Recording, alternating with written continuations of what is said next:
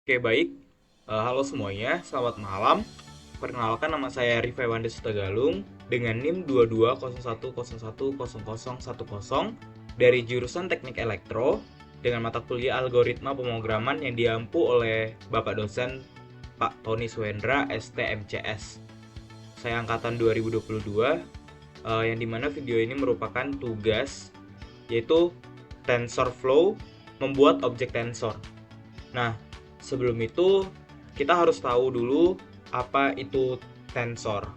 Nah, jadi tensor adalah struktur data fundamental dalam matematika dan ilmu komputer yang digunakan untuk mempresentasikan array multidimensi.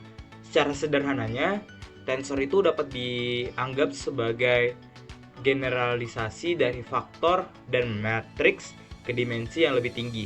Nah, dalam konteks pembelajaran mesin dan kecerdasan buatan, tensor sangat penting karena digunakan untuk menyimpan dan memanipulasi data seperti gambar, teks, dan data numerik yang diperlukan untuk melatih dan menggunakan model-model AI.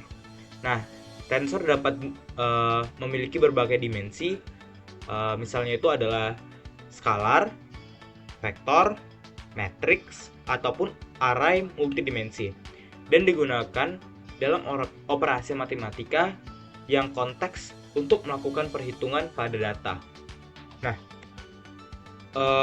bentuk dari tensor sendiri pada gambar kita bisa lihat sama-sama. Jadi seperti yang sudah saya bilang, bahwasanya tadi itu ada skalar, vektor, matriks, dan tensor. Nah, apa sih perbedaan antara yang sudah saya sebutkan? Yang pertama itu bentuk atau pemecah dari tensor tersendiri. Nah, yang di bawah ini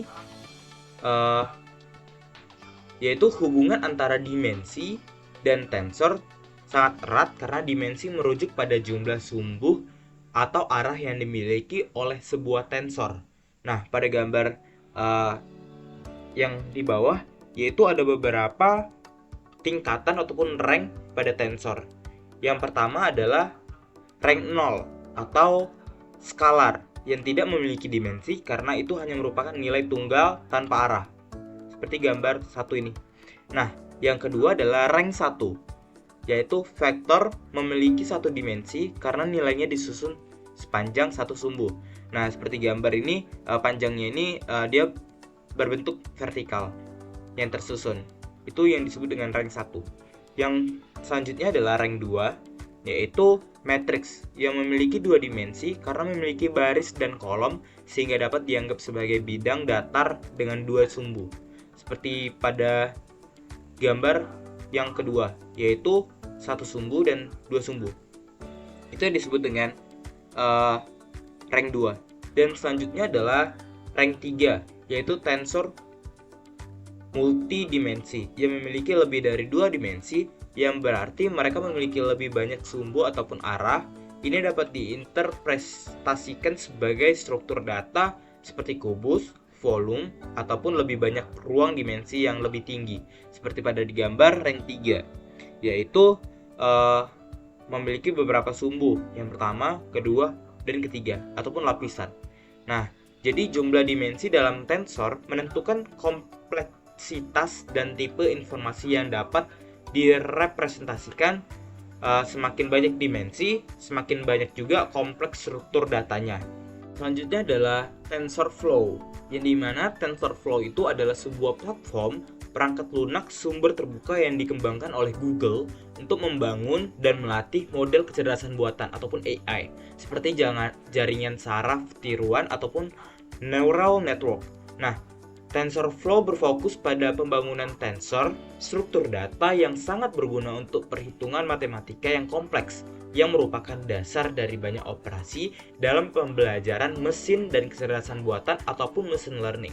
Jadi fungsi atau kegunaan dari TensorFlow sendiri salah satunya adalah memecahkan masalah machine learning untuk pekerjaan sehari-hari seperti menganalisis gambar, menghasilkan data, dan menerapkan chatbox di website. Itu contohnya. Baik, langsung aja. Yang pertama itu adalah menjalankan Google Colab. dan cek TensorFlow yang terinstall di Google Colab Anda. Jadi kita akan masuk ke Chrome. Itu langsung aja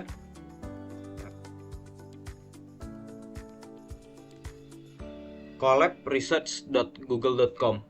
Nah, pada bagian ini yaitu pada Colab itu ada contoh terbaru, terus ada Google Drive-nya, terus ada GitHub dan upload. Nah, langsung aja kita membuat yang namanya netbook baru. Langsung aja kita tunggu, kita masih menunggu. Nah, kalau misalnya kita sudah masuk ke bagian ini, yang pertama kali yang harus kita buat adalah kita hubungkan terlebih dahulu. Kita tunggu untuk menghubungkan, masih dalam proses menghubungkan.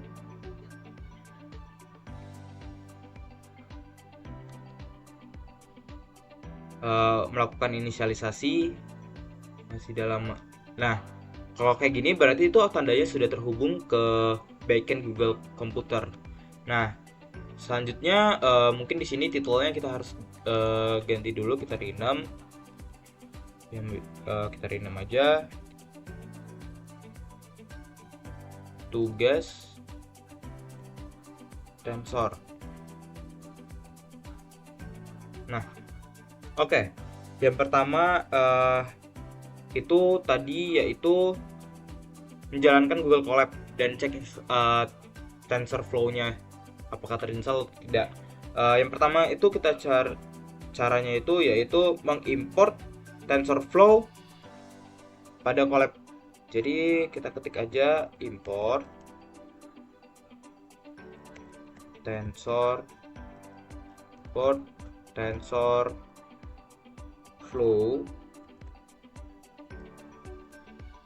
as Tef. Ini ya teman-teman. Nah, ini kita coba buat run dulu, kita jalankan. Dalam proses menjalankan. Nah, jadi kalau misalnya udah ada siklus ini, jadi titik selesai pada itu sudah selesai dalam ngerun. Jadi itu adalah library yang sudah ada pada Google Colab kita ya teman-teman, yang sudah ada pada laptop kita. Nah, langsung saja kita mengecek apakah yang kita install itu dalam versi yang berapa nih. Colab yang kita install ini Colab yang versi berapa. Caranya yaitu cetak atau print dalam kurung tf titik double underscore version double underscore sorry. Nah, terus run. Nah, jadi untuk Google Colab ini yang terinstall pada laptop saya itu adalah versi 2.15.0. Baik, selanjutnya adalah bagaimana cara membuat objek tensor dengan TensorFlow dan buat beberapa objek tensor di dalam beberapa variabel string. Nah, jadi kita sekarang akan membuat variabel yang dimana itu merupakan dari objek tensor sendiri dalam bentuk variabel bertipe string. Nah, jadi sebenarnya teman-teman yang namanya itu adalah objek tensor itu tadi kita sudah membuat objek tensor teman-teman, yaitu pada bagian ini. Nih, TF yang dimaksud ini adalah TensorFlow. Nah, jadi as TF itu adalah objek tensornya. Kalau misalnya ditanya atau membuat sebuah objek, nah ini kita sudah membuat objek tensornya. Langsung aja untuk selanjutnya yaitu membuat variabel baru yang dimana saya contohnya itu adalah ya pastinya nama ya teman-teman. Coba kita buat nama sama dengan tf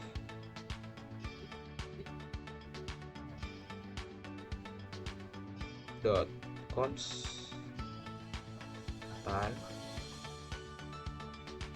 Yang ini ya teman-teman, konstan yang ada value, type dan shape. Konstan dalam kurung, karena kita bersifat string yang diminta, jadi kita tipe datanya yaitu string dengan mengetik tanda kutip itu private.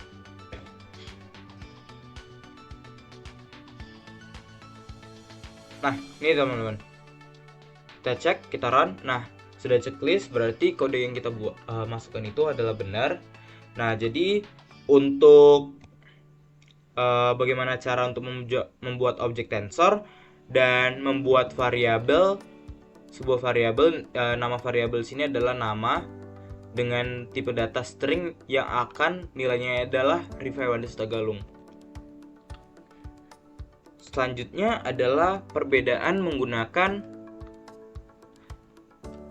type dan print pada Python dan penggunaan pada TensorFlow, dan bagaimana mencetak nilai objek tensor. Nah, jadi untuk mencetak pada variabel yang sudah saya buat yaitu nama ini, kita untuk menambahkan tadi yang diminta adalah perbedaan antara print dan type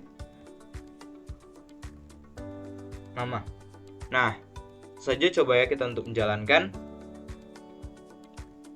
Berhasil untuk print, untuk type juga berhasil.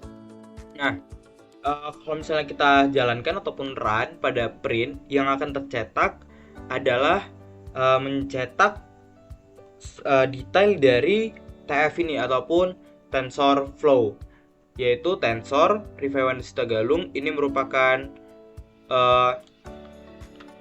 value-nya, terus shape ini adalah dimensi, lalu type-nya itu adalah tipe datanya. Tipe datanya adalah string dan shape itu kosong karena dia cuma 0 aja. Jadi ini tuh merupakan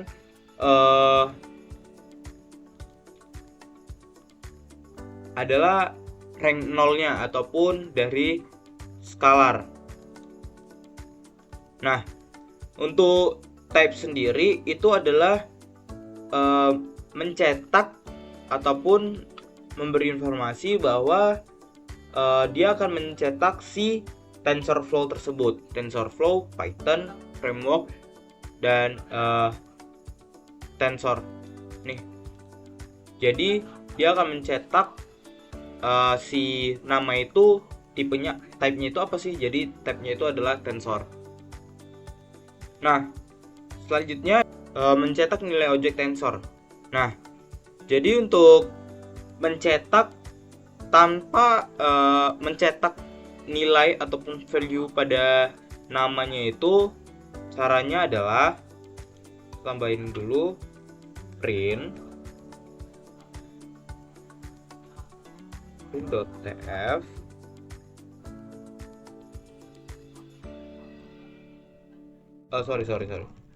tf.print nama. Coba. Nah, dia akan mencetak nilai ataupun value pada namanya itu. Jadi nama ini kan sebuah variabel nih, teman-teman. Pada yang ini nih, yang kita isi dengan tipe data string yaitu Rifai Wandesta Galung, dan dia akan dicetak kalau misalnya itu tf.print nama, dia akan mencetak cuman value ataupun nilai dari nama itu yaitu Rifai Wandesta Galung. Nah, itu untuk mencetak namanya saja ataupun isi ataupun nilainya. Selanjutnya adalah gabungkan objek tensor yang Anda buat dalam bentuk tipe data string dan buat objek tensor dengan beberapa type data, dan gabungkan untuk melihat nilai yang ada di dalam objek tensor. Nah, jadi penugasannya ini adalah kita membuat beberapa variabel lagi untuk menambahkan variabel baru dengan tipe data yang berbeda. Nah, jadi kita contohnya adalah membuat variabel baru lagi tetap string dan satu yang berbeda, yaitu kita coba dalam bentuk integer. Saja kita bagian sini saja, enter. Lalu kita menambahkan, contohnya adalah MK, mata kuliah, dengan F konstan, sama saja kayak tadi. Nah, ini tipe data string ya teman-teman. Kita masih pakai tipe data yang string dalam variabel MK ini.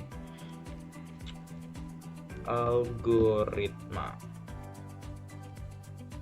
pemrograman. Dan selanjutnya contohnya itu kita buat NIM awal ataupun angkatan dari NIM awal kita. NIM awal sama dengan F titik konstanta konstan dalam kurung tipe data integer, maka kita tidak usah pakai tanda kutip, langsung saja 22. Nih, contohnya gini. Coba kita untuk run atau memeriksa apakah kode yang kita buat itu benar atau salah. Nah, ini ya, kode yang sudah kita buat itu benar. Selanjutnya kita diminta untuk menggabungkan atau mencetak si variabel string dengan string. Apakah bisa? Jadi caranya itu yaitu menggabungkan, untuk mencetaknya itu sama juga if.print seperti pada bahasa pemrograman Python umumnya. Variabel pertama tadi itu nama, seperti tipe data string dan MK. Nah, coba kita cetak. Nah, di sini masih ada yang salah ya teman-teman. Jadi yang salah di sini adalah kenapa pakai if. Salah ya teman-teman. Jadi itu adalah TF. Nah, itu jika ada yang error. Nah, yang misalnya dia program atau kode yang kita buat itu benar, maka dia ada centang pada sampingnya. Nah, ini sudah tercetak Rifaiwan Destagalung algoritma pemrograman. Nah, mungkin ini kurang rapi, kita tambahin spasi. Mungkin di sini tambah tanda kutip spasi, lalu tambah. Coba kita jalankan. Nah, ini dia Rifaiwan Destagalung algoritma pemrograman. Nah, ini untuk mencetak string dengan string. Nah, bagaimana untuk mencetak dua variabel dengan tipe data yang berbeda? Tadi kita ada tipe data konstanta integer dengan tipe data integer. Coba kita buat dengan cara f.print, sama juga ya teman-teman. Kita sama layaknya untuk memakai bahasa pemrograman Python. Contohnya nama. Nah, kalau untuk gabungan antara dua tipe data yang berbeda, kita memakai koma dengan NIM awal. Coba ya kita cetak. Nah, dia akan mencetak Rifaiwan Destagalung dan 22. Seperti pada bagian ini teman-teman, baris 7 ini, yaitu dengan nama Rifaiwan Destagalung dan NIM awal yaitu 22. Tipe data string dan integer. Rifaiwan Destagalung dan 22. Rifaiwan Destagalung dan 22. Nah, coba kita mengganti ini dengan MK. MK kan juga termasuk pada variabel dengan tipe data string. Nah, di sini akan mencetak algoritma pemrograman 22. Nah, kenapa pada algoritma pemrograman ini ada tanda kutipnya ya teman-teman? Nih, karena pada dasarnya si algoritma pemrograman itu merupakan value ataupun nilai pada variabel MK. Ada baris 7 nih. Itu dia kenapa dia memakai tanda kutip, karena dia adalah variabel